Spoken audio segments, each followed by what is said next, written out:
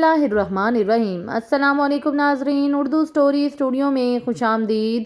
آج پھر زندگی نے اسے اپنی طرف کھینچ لیا تھا اور موت اس کو ٹھینگا دکھاتی اور منہ چڑھاتی ہوئی اس کے سامنے سے گزر گئی تھی۔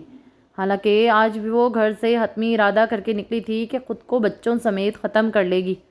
عمر کا جو گلاس اس کے ہاتھ میں تھمایا گیا تھا، اس میں زندگی کی صورت میں قطرہ قطرہ موت تھی۔ تو جب مرنا تھا تو قسطوں میں مرنے کی جگہ ایک مکمل موت کیا بری تھی۔ آج سے 3 دن پہلے اس نے ایک ہی گھونٹ میں موت کو حلق سے نیچے اتارنے کا فیصلہ کر لیا۔ بہت چھوٹا تھا، اس فیصلے میں وہ تنہا نہیں جیتا۔ اور آمنہ یوں کہ ابھی اس سے آمنہ کے اوپر ہوس بھری نگاہوں میں ناچتی غلاظت کلثوم کو نظر آتی تو اس کا دل چاہتا کہ یا تو غلاظت کا گھلا گھونٹ دے یا پھر آمنہ کا۔ 3 دن پہلے جب زندگی نے آخری دروازہ بھی بند کر دیا تو کلثوم نے بچوں سمیت اجتماعی خودکشی کا آسان راستہ چنا۔ انسان کو موت کے لیے نہ تو رشوت کی ضرورت پڑتی ہے اور نہ ہی دولت کی۔ اسے لگتا تھا کہ جینے سے زیادہ مرنا آسان ہے، لیکن جب وہ اس فیصلے پر عمل درآمد کرنے آئی تو اسے لگا کہ یہ اتنا بھی آسان نہیں ہے جتنا وہ سمجھ رہی تھی۔ پہلے دن تو وہ ٹرین کو آتے دیکھ کر ہی ڈر گئی تھی اور جلدی سے آمنہ کو کھینچ کر خود پر پٹری سے اتر گئی۔ دوسرے روز بھی یہی ہوا تھا، لیکن آج تیسرے روز بھی اس کا حوصلہ اس کا ساتھ چھوڑ گیا تھا۔ اسے معلوم نہ تھا وہ دل بہت سخت کر کے یہاں تک آئی تھی۔ آمنہ کو بھی اس نے کافی حد تک ذہنی طور پر آمادہ کر لیا تھا۔ منا اس کے کاندھے سے سر ٹکائے سو رہا تھا اور آمنہ بھی نے سوال کرنے بند کر دیے تھے۔ اب تو وہ کھانے کے بارے میں بڑھتا ہوا آ رہا تھا۔ کلثوم نے آمنہ کو بازو پکڑ کر خود سے قریب کر لیا اور آنکھیں بند کر لی۔ موت ایک گڑگڑاہٹ کے ساتھ کلثوم کے قریب آ رہی تھی، اور قریب اور قریب اور قریب۔ کلثوم کی بند آنکھوں کے سامنے اس کے بچوں کی لاشیں آتی پر خچے اڑے ہوئے بدن ایسے لگا کہ جیسے اتنے دنوں سے خودکشی کے لیے جس ہمت اور حوصلے کو وہ جمع کر رہی تھی، اس نے پھر کلثوم کا ساتھ چھوڑ دیا ہو۔ وہ تھر تھر کانپنے لگی۔ نہ جانے کیسے پہلے اس نے آمنہ کو دھکا دے کر پٹری سے دور کیا اور پھر خود بھی دوسری طرف خالی پٹری پر آ گئی۔ گاڑی خوفناک گڑگڑاہٹ کے ساتھ اس کے قریب سے گزرنے لگی۔ منا ڈر کر زور زور سے چیخیں مار مار کر رونے لگا۔ منّے کے آنسوؤں میں خود اس کے آنسو بھی شامل ہو گئے۔ اسے ایسا لگا جیسے وہ خود اپنی ہی میت کے سامنے رو رہی ہو۔ ہارے ہوئے قدموں کے ساتھ وہ اٹھی، آمنہ کا ہاتھ پکڑا اور آمنہ کسی بے جان چابی کی گڑیا کی طرح اس کے ساتھ قدم اٹھانے لگی۔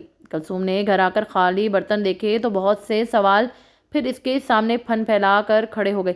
یہ زندگی اتنے سارے سوالات کو کیوں جنم دیتی ہے، اور سوال بھی وہ جن کا کوئی جواب نہ ہو۔ اپنی بھوک تو وہ جیسے تیسے برداشت کر لیتی، لیکن اپنی اولاد کو روٹی کے لیے بلکتے دیکھنا اس کے لیے ناقابل برداشت تھا۔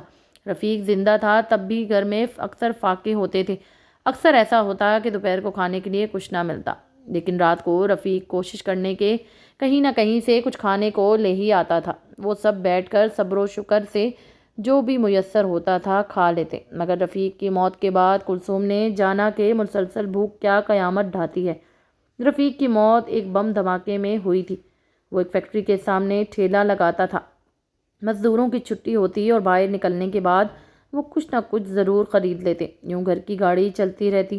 پھر یوں ہوا کہ ہڑتالیں ہونے لگی، سیاسی ورکرز آتے اور فیکٹریوں کو اور ملوں میں تالے لگ جاتے، اور فیکٹری فائرنگ کے ڈر سے لوگ گھروں سے نکلتے ہوئے ڈرتے۔ رفیق بھی کام پر نہ جا پاتا۔ اس زمانے میں کلثوم کو موت ایک بدکار فاحشہ کی طرح لگتی تھی، جس کی نظریں اس کے شوہر پر ہو۔ وہ رفیق کو منتیں سماجتیں کر کر کے روک لیتی اور فاقے بھی برداشت کر لیتی، مگر پھر ایسا وقت آیا کہ فائرنگ کی جگہ خود کش دھماکوں نے لے لی اور لوگ اس میں ہلاک ہونے لگے۔ نہ مرنے والوں کو پتہ ہوتا کہ وہ کیوں مارا گیا، اور نہ مارنے والے کو علم ہوتا کہ وہ کیوں مار رہا ہے۔ ایسی ہی سردیوں کی ایک اداس شام تھی۔ کلثوم کو خبر بھی نہ ہوئی۔ گھر گھر میں ہونے والی ایک غیر مانوسی دستک کیا قیامت لائی ہے۔ اس نے دروازہ کھولا تو ایمبولینس والے محلے داروں کے ساتھ رفیق احمد کی لاش لے کر آئے تھے۔ اچانک بہت سی عورتیں کلثوم کے گھر میں آ گئی تھی، ایسی عورتیں جن کی کبھی اس نے شکل بھی نہیں دیکھی تھی۔ وہ سب اس سے ہمدردی جتا کر اسے رونے کے لیے مجبور کرنے لگی، لیکن وہ کیوں روتی؟ وہ جانتی تھی کہ رفیق اس کے آنسوؤں سے چڑھتا ہے۔ پھر ان عورتوں نے ہمدردی کی آڑ میں اس کا ہرا دوپٹہ اتار کر اسے سفید چادر اوڑھا دی اور اس کے ہاتھ میں پڑی 5 کانچ کی چوڑیاں توڑ کر اتار دی۔ کانچ اس کی کلائی میں بھی لگا اور خون کا ننھا سا ایک قطرہ چمکنے لگا، اور پھر خون پھیلنے لگا۔ پھر اس میں رفیق کا خون بھی شامل ہو گیا۔ اچانک جیسے منظر بدل گیا۔ رفیق نے کفن پہنا ہوا تھا اور وہ خون سے بھیگ رہا تھا۔ ٹی وی بریکنگ نیوز سنا رہا تھا، حکومتیں وضاحتیں دے رہی تھی اور کلثوم بے ہوش ہو گئی۔ جب کلثوم ذرا ہوش میں آئی تو پہلی بار اسے احساس ہوا کہ موت کتنی مہربان اور زندگی کتنی ظالم ہوتی ہے۔ اس کا تو دنیا میں کوئی بھی نہ تھا، نہ ماں، نہ باپ اور نہ بھائی بہن۔ سسرال بھی کسی گاؤں میں تھا جس کی کبھی کلثوم نے شکل بھی نہیں دیکھی تھی۔ مکان بھی کرائے کا تھا، لیکن کرایہ دینے سے پہلے تو مسئلہ یہ تھا کہ کھانا کیسے کھایا جائے۔ کچھ دن محلے والوں نے ساتھ دیا، پھر سب ہاتھ کھینچ کر بیٹھ گئے۔ آمنہ بھی ابھی صرف 8 سال کی تھی، لیکن کلثوم ابھی سے اس پر پڑنے والی میلی نگاہیں دیکھ سکتی تھی۔ اس نے مختلف گھروں میں کام کرنے کی کوشش کی، مگر ہر جگہ اس کا خوبصورت ہونا گھر کی مالکہ کے لیے خطرے کا سنگل بن جاتا۔ نہ بھائی ماسی کو ماسی لگنا چاہیے، ایسی گوری رنگت والی ماسی نہیں چاہیے ہمیں بھائی۔ گھر میں فاقوں پر فاقے ہونے لگے۔ آخر ایک گھر میں بڑی منت سماجت کے بعد اسے کام مل ہی گیا۔ وہ ایک بیوہ خاتون کا گھر تھا، بہت بوڑھی تھی مگر چڑچڑی بھی بہت تھی۔ ایک ہی بیٹا تھا جو صبح کا گیا شام کو آتا۔ دیکھو مجھے بچوں والی ماسی نہیں چاہیے، انہوں نے واضح طور پر اپنی شرط پیش کی۔ جی میں بیوہ ہوں، بچے نہیں ہیں۔ میری اس نے آدھا سچ اور آدھا جھوٹ بولا۔ ہاں تو پھر ٹھیک ہے۔ وہ عورت مطمئن ہو گئی۔ ہاں دیکھو مجھے ایڈوانس مانگنے والی ماسیاں پسند نہیں ہیں، اس لیے میں بچوں والی ماسی کو نہیں رکھتی۔ آج منا کو بخار ہو گیا، آج بیٹی کھانا بچتا ہی نہ تھا۔ ایک دن 2 روٹیاں جانے کیسے بچ گئیں تو کلثوم نے ڈرتے ڈرتے پوچھا، بڑی بیگم صاحبہ یہ روٹی میں لے جاؤں؟ ارے کیوں بھلا، میں نے جان کر یہ زیادہ بنائی تھی۔ ایک روٹی بلی کو دودھ میں بھگو کر دوں گی اور ایک میں خود کھاؤں گی، باسی روٹی اچھی لگتی ہے مجھے۔ اور تم جانتی ہو نا آٹا کیا کلو ہے؟ ہاں تم کیا جانو، ٹی وی وغیرہ نیوز چینل دیکھنے کی توفیق تو نہیں ہوتی تمہیں؟ ارے ابھی کل ہی آٹا اور مہنگا ہو گیا ہے، ملک میں کہرام مچا ہوا ہے، کہرام۔ بڑی بیگم نے ایک لمبی تقریر شروع کر دی جس میں صرف اتنا حصہ کلثوم کی سمجھ میں آیا کہ آٹا مہنگا ہو گیا ہے۔ 1-2 دن بعد وہ کچن میں کام کر رہی تھی کہ اچانک بڑی بیگم غصے میں بھری ہوئی کچن میں داخل ہوئی۔ کلثوم نے مڑ کر دیکھا اور جیسے اس کے پاؤں تلے سے زمین نکل گئی۔ بڑی بیگم کے ساتھ آمنہ مننے کو گود میں لیے کھڑی ہوئی تھی اور وہ زاروں قطار رو رہی تھی۔ کلثوم ہاتھ میں پکڑا ہوا چمچ پھینک کر آمنہ کی طرف لپکی۔ کیا ہوا میری جان؟ اماں چھت سے کود کر ایک آدمی گھر میں آ گیا تھا۔ وہ پتہ نہیں کیا کہہ رہا تھا، مجھے پکڑ رہا تھا۔ میں نے زور زور سے چیخنا شروع کر دیا تو وہ بھاگ گیا۔ سائرہ خالہ دیوار سے چڑھ کر جھانکنے لگی۔ میں ڈر کر یہاں آ گئی، اماں میرے ساتھ گھر چلیں۔ کلثوم نے روتی ہوئی آمنہ کو گلے لگا لیا۔ اچانک اس کی نظریں بڑی بیگم سے ٹکرائیں جو کسی خاموش تماشائی کی طرح یہ مکالمے سن رہی تھی۔ تو تم نے مجھ سے جھوٹ بولا کہ تمہارے بچے نہیں ہیں؟ جی مجھے نوکری کی سخت ضرورت تھی، اس لیے میں کچھ نہیں جانتی۔ مجھے ایسی نہیں ماسی چاہیے جو جھوٹی ہو، کیونکہ یہ جھوٹ بولے گی، وہ چوری بھی کرے گی، دھوکہ بھی دے گی، مجھے نہیں چاہیے۔ وہ تیزی سے اندر گئیں اور کچھ پیسے لا کر کلثوم کے ہاتھ پر رکھ دیے۔ یہ ہے تمہارا حساب، سے مت آنا۔ کلثوم کا ہاتھ تھام کر باہر آ گئی۔ راستے سے اس نے کچھ کھانے کا سامان خریدا اور گھر آ کر تینوں نے بہت دن بعد پیٹ بھر کے کھانا کھایا۔ کچھ دن ایک ہفتے کے کمائے ہوئے پیسوں سے گزر گئے، لیکن آمدنی کا مستقل ذریعہ کیا ہو یہ سوال اکثر اسے پریشان کرتا۔ گھر میں پھر فاقے شروع ہو گئے۔ ایک شام دوسرا یا تیسرا فاقہ تھا۔ منا مستقل رو رہا تھا۔ مالی مکان ابھی بھی باتیں سنا کر اور گھر خالی کروانے کی دھمکی دے کر گیا تھا۔ کلثوم معاف ہوتے ہوئے ذہن کے ساتھ اٹھی اور چادر اوڑھ کر گھر سے ذرا اور فاق کریانہ اسٹور پر آ گئی۔ اور اس نے اکثر رفیق سے سنا تھا کہ پڑھے لکھے لوگوں میں بات سمجھنے کی صلاحیت اور رحم دلی زیادہ ہوتی ہے۔ اس دکان پر اکثر وہ ایک چشمے والے نوجوان کو کوئی کتاب یا اخبار پڑھتے ہوئے دیکھتی تھی۔ بھائی بات سنیے، وہ بڑی لجاجت سے بولی۔ جی فرمائیے بہن، وہ مجھے 2 کلو آٹا چاہیے، مگر کیا؟ مگر میرے پاس پیسے نہیں ہیں، آپ کو لوٹا دوں گی جلدی۔ آپ بے شک لکھ لیجئے، ادھار تو ہمارے ہاں کب سے بند ہے۔ اس کا نرم لہجہ ایک دم سے کھردرا ہو گیا۔ بڑی مہربانی ہوگی بھائی، میں بیوہ ہوں۔ ابھی بم دھماکے میں جو رفیق سبزی والا مرا تھا تم اس کی بیوہ ہو؟ ہاں جی میں اس کی بیوہ ہوں، جب تک زندہ تھا میں کبھی گھر سے باہر نہیں نکلی تھی۔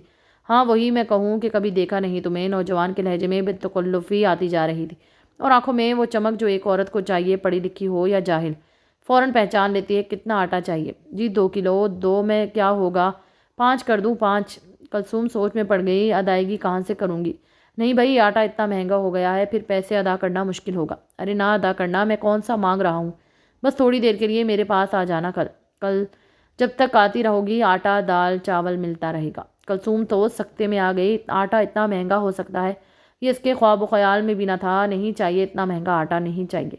کلثوم روتی ہوئی دکان سے باہر نکلی اور سڑک پر آ گئی۔ آٹا کتنا مہنگا ہو گیا ہے، ایک غریب عورت کی حرمت و عزت سے بھی زیادہ یہ کون سا دور ہے، کون سی جگہ ہے، یہ کیسے لوگ ہیں۔ اور پھر اسی وقت اس نے اجتماعی خودکشی کا حتمی فیصلہ کر لیا، کیونکہ اب وہ زندہ رہ کر دنیا سے لڑنے کا حوصلہ کھو بیٹھی تھی اور اپنے بچوں کو بھی زندگی کی تلخیوں میں کی زد میں نہیں چھوڑ سکتی تھی۔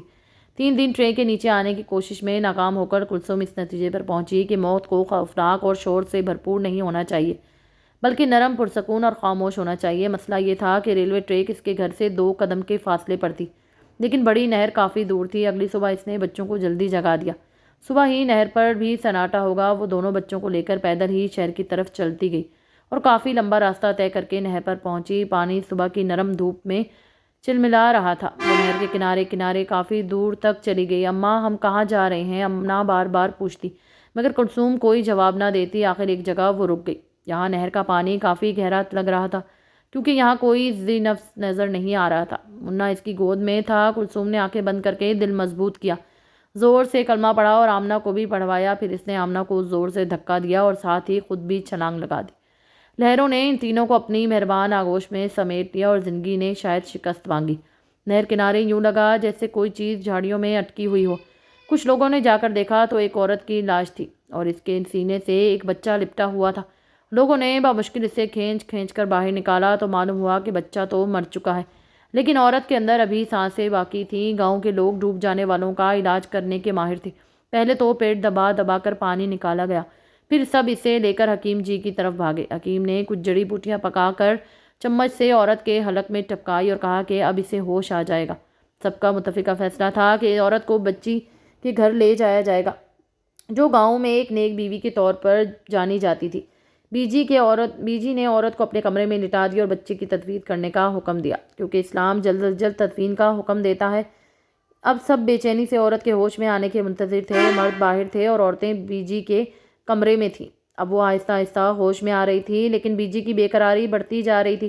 دوسری عورتیں بھی سانس روکے ایک دوسرے کو دیکھ رہی تھیں۔ بیچاری غریب عورت زندگی کی جنگ تو جیت گئی، مگر اس کا معصوم بچہ، اسے تو دفن ہوئے بھی کئی گھنٹے گزر چکے تھے۔ ماں تو سب سے پہلے اپنے بچے کے بارے میں پوچھے گی، اور جب وہ سوال کرے گی تو پھر ہم اسے کیا جواب دیں گے؟ سب کے ذہن معاف ہو رہے تھے۔ سب کے سامنے ایک بڑیا سواریہ نشان کسی پینڈولیم کی طرح حرکت میں تھا۔ سب بے چین تھے اور مضطرب بھی تھے، لیکن سب سے زیادہ پریشان بیجی تھی۔ وہ اس کا ہاتھ تھامے بیٹھی تھی اور آہستہ آہستہ ہتھیلی کو سہلا رہی تھی۔ آخر کار اس کی پلکیں لرزنے لگیں اور پھر دھیرے دھیرے اس نے آنکھیں کھول دی۔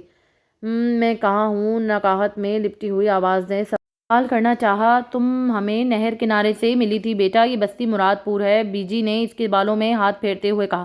کون سی بستی مراد پور؟ بیجی کو شاید آنکھوں میں لکھی ہر عبارت پڑھنی آتی تھی۔ ابھی تک اس نے زبان سے کوئی سوال نہیں کیا تھا۔ عورتیں دم سادے اس کے اس سوال کی منتظر تھی کہ جس کا جواب بیجی جیسی جہاں دیدہ عورت کے پاس بھی نہ تھا۔